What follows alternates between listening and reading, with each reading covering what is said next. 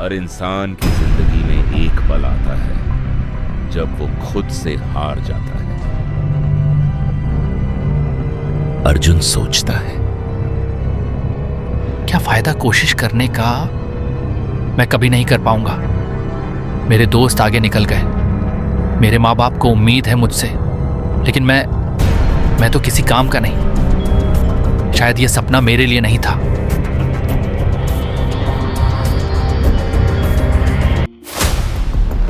एक शांत तेजस्वी रोशनी में हनुमान जी प्रकट होते हैं।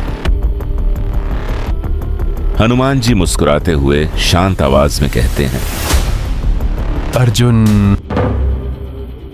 अर्जुन चौंक कर उठता है और पूछता है, आप कौन हैं? हनुमान जी विनम्रता से कहते हैं, मैं वो हूं जो एक बार तुम्हारी तरह ही बैठा था, समुद्र के किनारे, सिर झुकाए, यह सोचकर कि मैं नहीं कर पाऊंगा। आप हनुमान जी, आपने कभी खुद पर शक किया?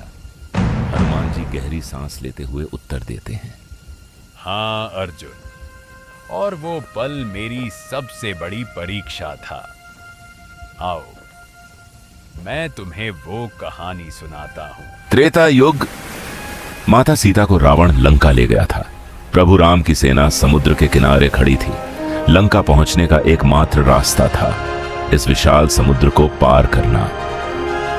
वानर सेना में हलचल थी, सब एक दूसरे को देख रहे थे। तभी हनुमान जी सोचते हैं, मैं पवन पुत्र हूं, लेकिन क्या मैं सच में इतना बड़ा समुद्र पार कर सकता हूं? क्या मैं माता सीता को ढूंढ पाऊंगा? अगर मैं असफल हो गया तो? अगर मैं प्रभु राम को निराश कर दूं तो? बुजुर्ग एवं शांत जामवंत धीरे धीरे हनुमान जी के पास आते हैं और प्रेम से लेकिन दृढ़ता से कहते हैं, हनुमान, तुम यहाँ क्यों बैठे हो? जामवंत जी, मुझे नहीं पता कि मैं यह कर पाऊंगा। समुद्र बहुत बड़ा है और मैं... हनुमान, क्या तुम भूल गए कि तुम कौन हो? तुम पवन पुत्र हो। जिस दिन तुम पैदा हुए, तुमने सूर्य को फल समझकर निगलने की कोशिश की थी। देवताओं ने तुम्हें आशीर्वाद दिया था। तुम्हारे अंदर असीम शक्ति है हनुमान, बस तुम उसे भूल गए हो। यह संदेह तुम्हारा सच नहीं है, यह सिर्फ एक पर्दा है जो तुम्हारी असली शक्ति को छुपा रहा है। हनुमान जी धीरे धीरे खड़े होते हैं। हनुमान जी की आंखों में आग जल उठती है, शरीर विशाल होने लगता है और उस पल हनुमान जी ने वो छलांग लगाई जो इतिहास में अमर हो गई। समुद्र पार किया, माता सीता को ढूंढा और प्रभु राम का संदेश पहुंचाया। सिर्फ इसलिए नहीं कि वो शक्तिशाली थे, बल्कि इसलिए कि उन्हें याद दिलाया गया कि वो कौन हैं। दृश्य फिर से अर्जुन के कमरे में।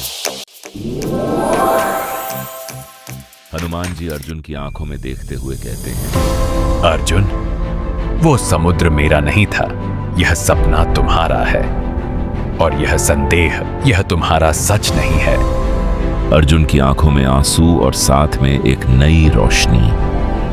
अर्जुन भावुक होकर उत्तर देता है, लेकिन हनुमान जी, मेरे पास तो कोई जामवंत नहीं है, कोई मुझे याद नहीं दिलाता।